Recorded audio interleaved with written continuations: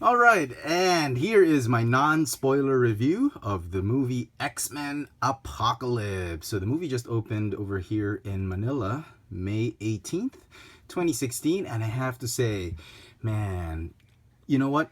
Fox, together with Bryan Singer, they did a wonder, and Simon Kinberg, they did a wonderful job with this film. This whole trilogy, this sort of, it's not reboot, just alternate continuity from the original trilogy. I think they did a wonderful job with it overall.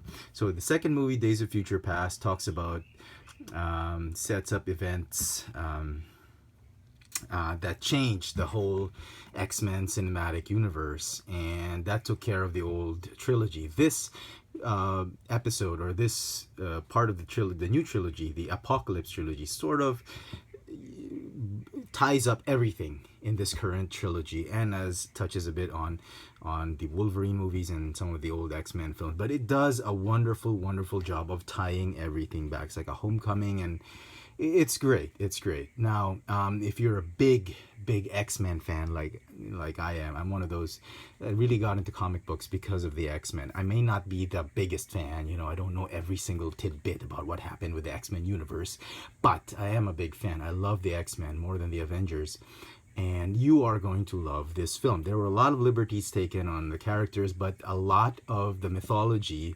I think the movie did a good job in portraying a lot of the aspects about the mythology. So you get a lot of that, a lot of comic book into this. Action, there's a lot of special effects, there's a lot of action. The action might seem at sometimes a little bit lacking, for lack of a better term. But I think this movie is carried by the wonderful story that Fox and Marvel and Kinberg and Singer really developed for the whole X-Men cinematic universe. And I say that because the original trilogy, well, it was trying to do too much, trying to please the fans, trying to bring the X-Men to the big screen in a grandeur way. But this one, I think they this whole trilogy, this particular movie specifically, I think was carried by the wonderful story. I didn't think it was going to be that great, but it did. It talked about a lot of issues. It goes back to the debate of whether mutants should rule the earth, or should they coexist with humans. Xavier's dream, or Magneto's vision, or in this case Apocalypse's vision. So it delves into that, and I like it. I like how it played out in the movie, and I think it's great. I think the characters they put in it, there wasn't too much, it was just right.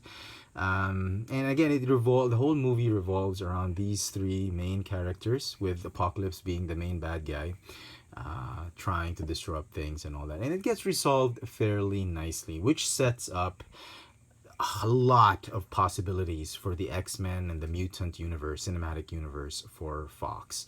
So, great story, great enough action, lots of special effects, grandeur, epic scale special effects, great acting. You know what? A lot of people hate Jennifer Lawrence in this movie for being such a crappy Mystique. I beg to differ. I like her.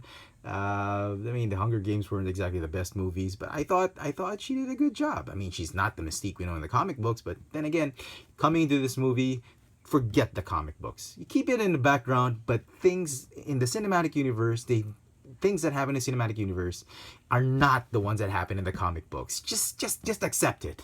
That the cinematic universe is a whole new universe taken from the comic book universe, and just I think it's a compliment to the comic book universe, and I thought it was great. I think they did a wonderful job. The story was great. The acting was great.